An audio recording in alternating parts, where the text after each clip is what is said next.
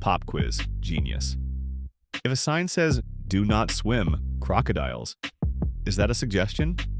Or a speed run to the afterlife?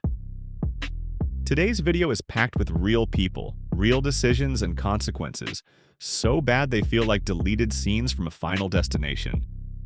If common sense were a superpower, how many people in today's video would still be alive?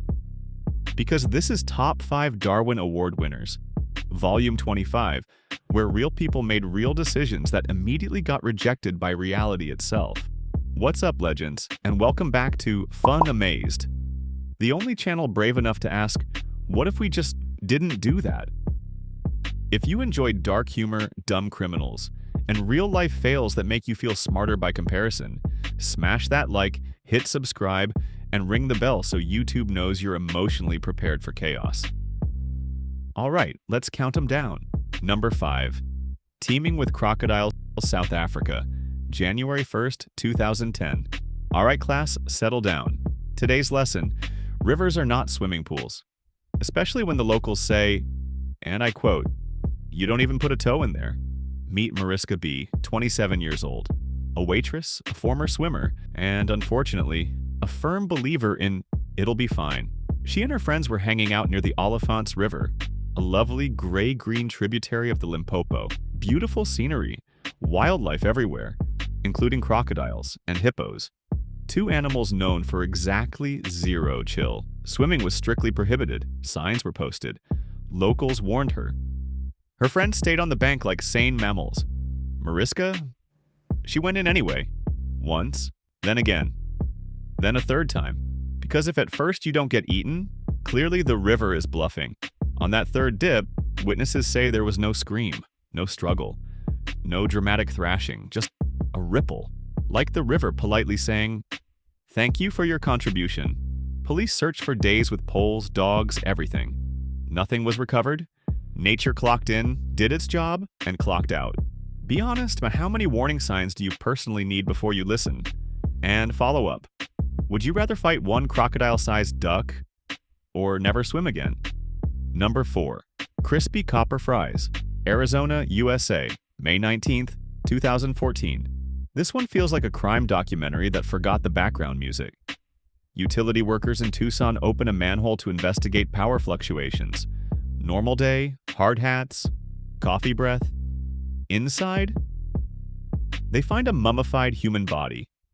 According to records, this manhole hadn't been opened in 5 years, which means this guy had been marinating underground like a forgotten hot pocket. Slumped next to him, cut copper wires. In his hand, a bolt cutter. Ah yes, the universal symbol for "I absolutely should not be here." Somewhere between 1 and 2 years earlier, this 51-year-old man crawled into a high-voltage electrical vault to steal copper. What he didn't steal was a basic understanding of electricity. Autopsy results confirmed what we all already knew. Electrocution, no witnesses, no screams. No one noticed he was gone. Just one very quiet, very final job gone wrong. Crime didn't pay. It barely even tipped.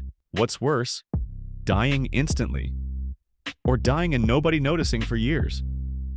Also, would you steal copper if it meant fighting one angry electrician ghost? Number 3.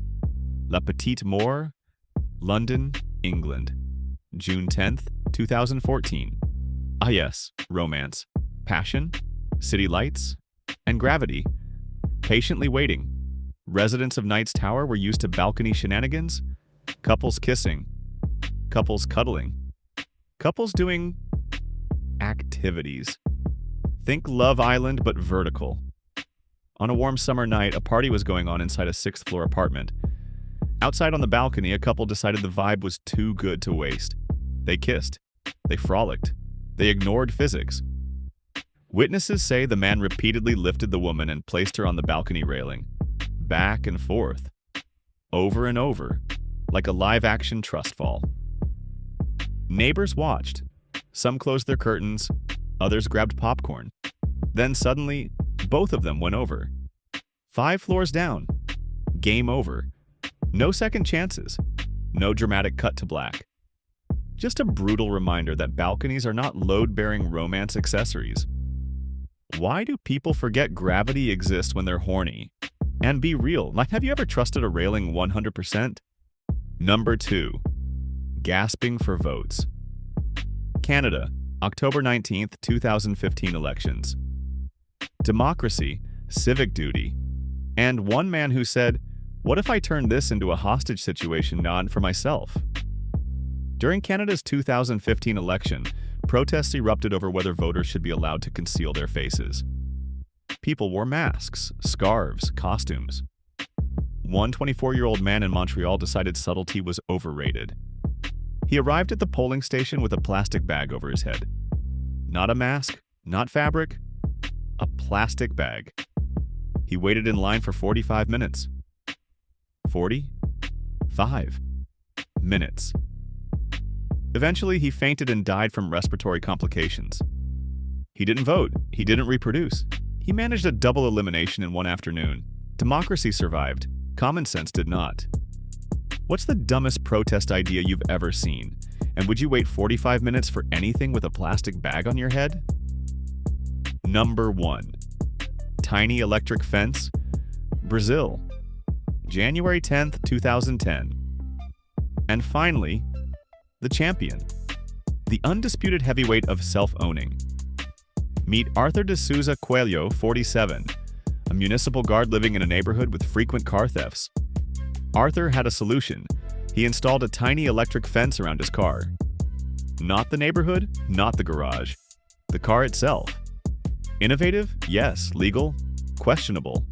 Safe? Absolutely not.